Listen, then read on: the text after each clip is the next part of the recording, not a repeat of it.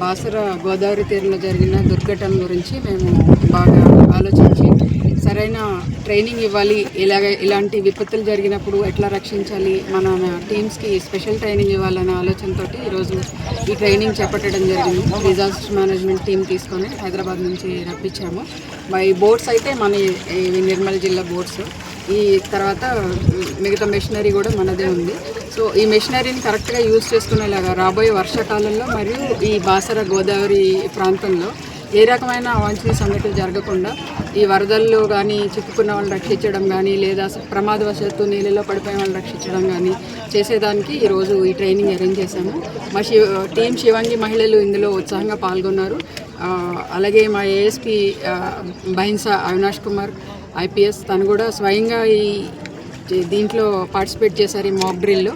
So I congratulate all of them. చాలా చక్కగా చేశారు. Thank you.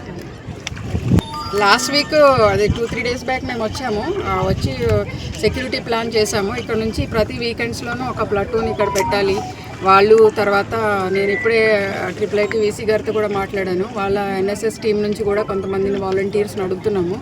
సో అది ఆయన పాజిటివ్గా స్పందించారు.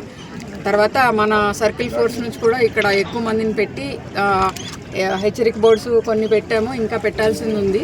సో ఈ వర్షాకాలం కోసం మనం కంప్లీట్గా ప్రిపేర్ అవుతున్నాము. అక్కడక్కడ హెచ్చరిక బోర్డులు పెట్టడము, తర్వాత దీనికోసం డెడికేటెడ్గా సెపరేట్ ఫోర్స్ పెడుతున్నాము. వాళ్ళు ఓన్లీ ఇక్కడ ఈ ఘాట్స్లో మాత్రమే ఉంటారు. రెగ్యులర్గా అది జరుగుతుంది. సో విత్ ఇన్ కమింగ్ ఒక 1 వీక్లో ఇదంతా రోల్ ఆన్ అవుతుంది. సో మేమంతా ఈ వర్షాకాలం కోసం కంప్లీట్గా ప్రిపేర్డ్గా ఉన్నాం. ఆర్డీఓ గారికి కలెక్టర్ గారికి లెటర్ రాయడం జరిగింది. గజెత్తులని తర్వాత ఇల్యూమినేషన్ చేయాలి, కొన్ని వాళ్ళ నుంచి చేయవలసినవి కొన్ని ఉన్నాయి.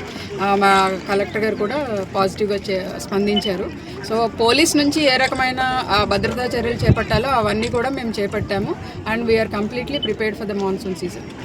ఓకే.